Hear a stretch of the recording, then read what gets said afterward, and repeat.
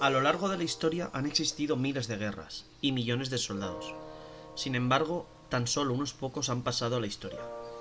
Ya sea por inteligencia, valor o suerte, algunas de estas personas convirtieron la guerra en un arte.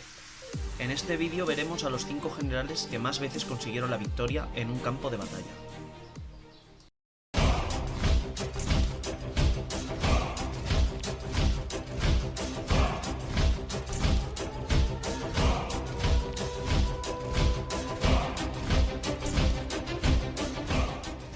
Alejandro III de Macedonia, también conocido como Alejandro Magno, nació en el 356 a.C. en Pela, Macedonia, territorio de la antigua Grecia. Fue rey entre el 336 y el 323 a.C. Se formó intelectualmente con Aristóteles, y su padre lo preparó en el arte de la guerra. Hijo de Filipo II de Macedonia y Olimpia de Épiro. El inicio de su educación fue orientada por Leónidas, el mejor maestro de Macedonia, que educaba a los hijos de la nobleza. Se caracterizaba por impartir disciplina estricta. Con el maestro Leónidas, Alejandro se inició en la disciplina del ejercicio físico. Más adelante tuvo como maestro a Lisímaco, un hombre más cordial que lo introdujo en el mundo de las letras homéricas. Se dice que recitaba de memoria poemas de la Ilíada. Desde los 13 a los 18 años, su educación fue puesta bajo la dirección de Aristóteles, con el que se formó en filosofía, lógica, metafísica, retórica, política y otras materias, lo que le sirvió para las tareas gubernamentales que le asignó su padre al nombrarlo regente. Debido a un altercado con su padre el día de su segunda boda, Alejandro fue expulsado de Macedonia y se exilió en Épiro junto con su madre. Luego, en el 336 a.C., Filipo fue asesinado como resultado de una conspiración atribuida a Olimpia, la madre de Alejandro. A partir de la muerte de Filipo, Alejandro toma el poder cuando tenía 20 años. Se propuso engrandecer más a Macedonia, pero al mismo tiempo tuvo que lidiar con los rebeldes de las tierras que había conquistado su padre. Con un ejército pequeño inició la venganza de los griegos contra los persas, obra que ya había comenzado Filipo años atrás. Ganó batallas en Asia Menor, Fenicia, Egipto, Mesopotamia, hasta llegar a usurpar las capitales de los territorios persas.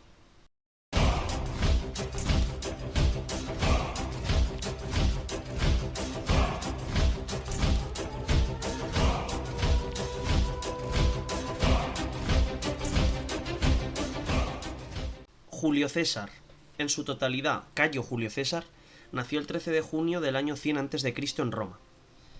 Cerebro, general y estadista, conquistador de la Galia del 58 al 50 a.C., vencedor de la Guerra Civil de Roma del 49 al 45 a.C.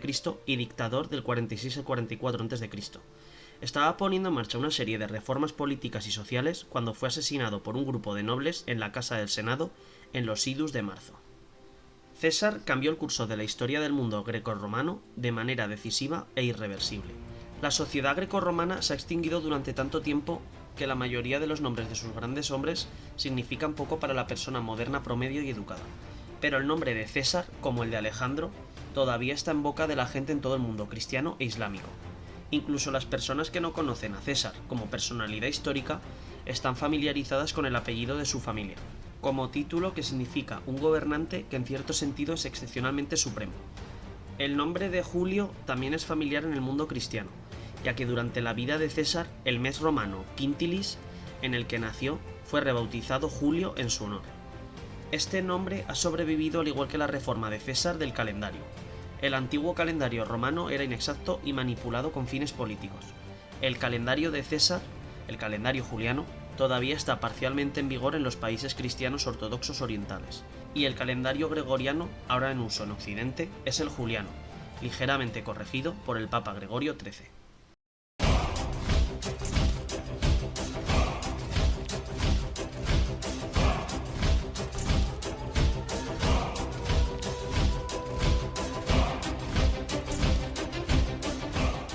Khalid ibn al-Walid, de nombre Saif Allah, en árabe Espada de Dios, nació en el 584 después de Cristo.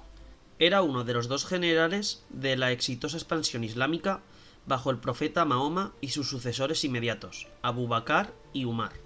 Aunque luchó contra Mahoma en Uhud en el 625, Yalid se convirtió más tarde al Islam y se unió a Mahoma en la conquista de la Meca en el 629. A partir de entonces comandó varias conquistas y misiones en la península arábiga. Después de la muerte de Mahoma, Yalid recuperó varias provincias que se estaban separando del Islam. Fue enviado hacia el noreste por el califa Abu Bakr para invadir Irak, donde conquistó Al-Hira. Cruzando el desierto, ayudó en la conquista de Siria, y aunque el nuevo califa, Umar, lo relevó formalmente del alto mando, Yalid siguió siendo el líder efectivo de las fuerzas que se enfrentaban a los ejércitos bizantinos en Siria y Palestina. Dirigiéndose a los ejércitos bizantinos, rodeó Damasco, que se rindió el 4 de septiembre del 635, y avanzó hacia el norte. A principios del 636 se retiró al sur del río Yarmouk, ante una poderosa fuerza bizantina que avanzó desde el norte y desde la costa de Palestina. Sin embargo, los ejércitos bizantinos estaban compuestos principalmente por cristianos árabes, armenios y otros auxiliares, y cuando muchos de ellos abandonaron a los bizantinos, Yalid, reforzado desde Medina y posiblemente por las tribus árabes sirias, atacó y destruyó las fuerzas bizantinas restantes a lo largo de los barrancos del valle de Yarmouk, el 20 de agosto del 636.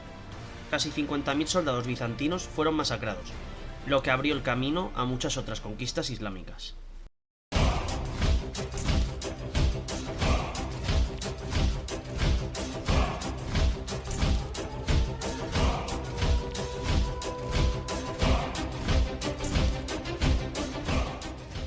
Arthur Wellesley, primer duque de Wellington. También apodado como el Duque de Hierro, nació en mayo de 1769 en Dublín, Irlanda. Comandante del ejército británico nacido en Irlanda durante las guerras napoleónicas y más tarde primer ministro de Gran Bretaña, saltó a la fama militar en la India, donde obtuvo éxitos en la Guerra de la Independencia en España y participó en la victoria sobre Napoleón en la batalla de Waterloo. Wellington alcanzó 2 veces el cenit de la fama en un periodo de odio sin igual. Derrotó a Napoleón en Waterloo. Se convirtió en el conquistador del mundo. Después de Waterloo se incorporó a un gobierno represivo y más tarde, como primer ministro, resistió las presiones por una reforma constitucional. Sin embargo, el falso orgullo nunca le impidió retirarse ni en el campo ni en el parlamento. Y por el bien de su país, apoyó políticas que él personalmente desaprobaba. En la vejez fue idolatrado como un servidor público incomparable. Ha sido calificado como un general excesivamente cauteloso, y una vez el británico peor ministro del siglo XIX. Hoy en día existe una apreciación generalizada de su genio militar y de su carácter de político honesto y desinteresado, no corrompido por un gran prestigio.